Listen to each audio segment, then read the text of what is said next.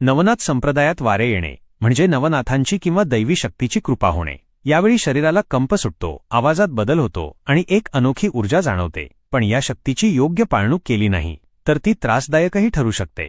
वारे पाळणुकीसाठी 7 महत्त्वाच्या गोष्टी। 1. गुरुचे मार्गदर्शन घ्या। वारे येणे ही साधी गोष्ट नाही। योग्य गुरुशिवाय शक्तीची दिशा चुकू शकते।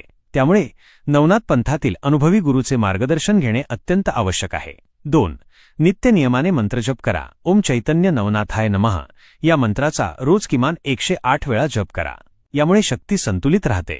3. सात्विक आहार आणि पवित्र जीवनशैली। मांस, मद्य आणि तामसी अन्न खाणे टाळा। फळे, दूध आणि उपवासाचे अन्न घ्या। तसेच आपले आचरण शुद्ध ठेवा। 4. रोज स्नान, उदी व ध्यान आवश्यक। नवनाथांची उदी कपाळावर लावा। रोज सकाळी आणि संध्याकाळी ध्यान करा। शांततेत बसून श्वासावर लक्ष केंद्रित करा। 5. राग, गर्व, घमेंड टाळा। शक्ती मिळाली म्हणून अहंकार बाळगू नका। वारे आल्यावर शांत रहा आणि नाथांचे नामस्मरण करा।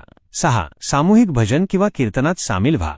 सामूहिक भजने किंवा कीर्तनात सहभागी झाल्याने वारे नियंत्रणात राहतात आणि भक्तीच्या संगतीत ऊर्जा योग्य मार्गाने वाहते। 7. त्रास झाल्यास त्वरित गुरूंपाशी जा।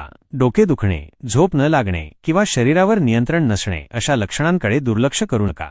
काही त्रास जाणवल्यास त्वरित आपल्या गुरूंशी संपर्क साधा। अतिरिक्त उपाय हवे असल्यास नवनाथांची आरती रोज करा।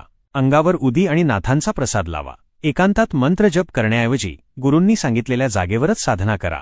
नवसंस्कार जोड, नवनाथ भक्ती जोड, गुरुकृपा = योग्य वारे पाळणूक। शक्ती मिळवणे ही मोठी गोष्ट नाही, ती योग्य मार्गाने वापरणे हीच खरी साधना आहे। आदेश